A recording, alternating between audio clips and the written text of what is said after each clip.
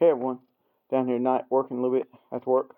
Try to get these fuel tanks off tonight because these are 5 gallons, and it probably would have come with 5 gallons of FLH, but I like the 3 gallons, 3.5. It's what we painted, and that's what I want to run because I like a slimmer bike. I like to slim them down as much as I can. I'm not going to need the 5 gallon capacity anyway.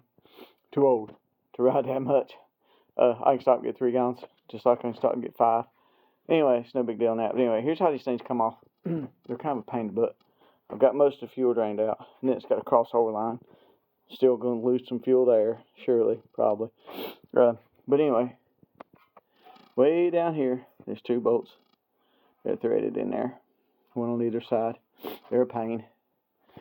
And there's a top bolt up here underneath the dash, a through bolt that goes through. Now I got this one out while I was letting the fuel drain, but there's one way down here. See that hole back there? Way down there. There it is, laying there. If you've ever wondered how these split tanks work, these are actually true split tanks. See, there's a bolt down there. It came out from right there where my fingers headed. That's the crossover line. Still got to take it loose. There's always some fuel left in this tank. Can't get it all out. Probably spill a little bit. But anyway, here's that other bolt and the fat bob mounts.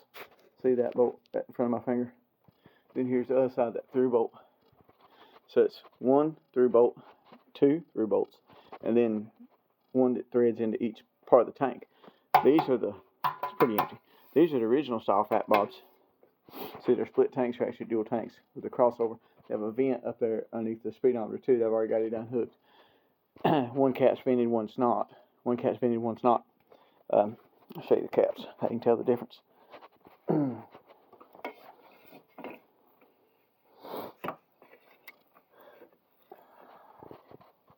Looks like somebody's... No, this one's the vented one. See this right here? See how thick it is? See that? That's how it vents through there. Air just escapes through it. It's a one-way valve. And they won't go on but one side. See, this one's different.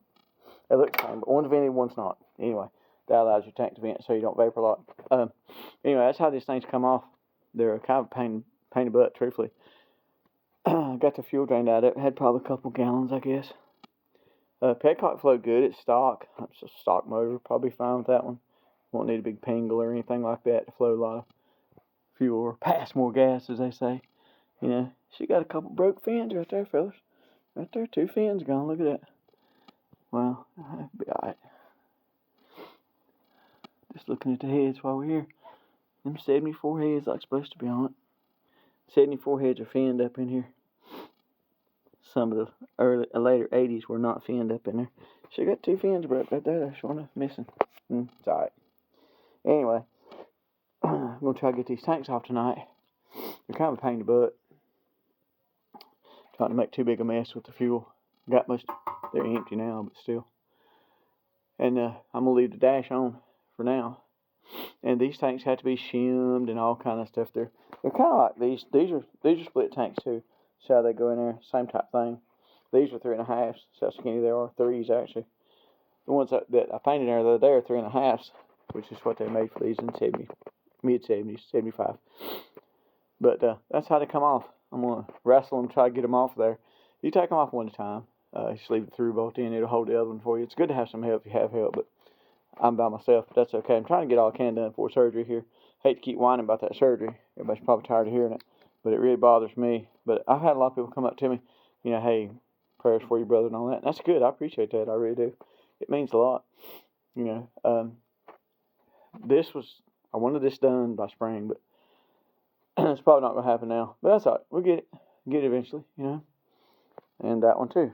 But anyway, that's how the fat bobs, the split tanks come off. These newer bikes, I don't have one in here. Well, like that Springer over there, that's a solid tank. It looks like a split tank, but it's a solid tank. They come off one piece. But these are the original split tanks. These are the first generation split tanks. And these are made for your seat to pogo up through there. These are too, actually. You could put a sprung seat on this bike. It's got the shaft for it here. The hole for the shaft. We ain't going to do all that. We just want a nice little solo seat. Anyway, that's how they come off. They have bolts in here. They're kind of a pain in the butt. They have a bolt on the bottom, a through bolt. and then through bolt on the top. So that's what we're doing tonight, guys. Gonna get these tanks off and get them off. I might make another little video. I started to film taking them off, but they are such a pain in the butt, and it takes a little bit of time to get them, to get them off and not spill a bunch of gas and make a big mess. So I'm not gonna film it. I don't still need to film that. But that's how they work anyway. And they're more of a pain to put back on than they are to take off. You can put them on by yourself, but it's really good if you got some help, especially if it's fresh paint, like those I just painted are going to be when they go back on. Getting the tanks out of the way, so it gets the carburetor stuff off. I don't know if we get all done before surgery. I would like to get the tanks off and see what kind of shape this frame's in under here, so you can get to the rocker boxes and stuff too. Start addressing some of these leaks when we get back on this thing. All right, everybody have a good evening. Remember to like, share, and subscribe. See ya.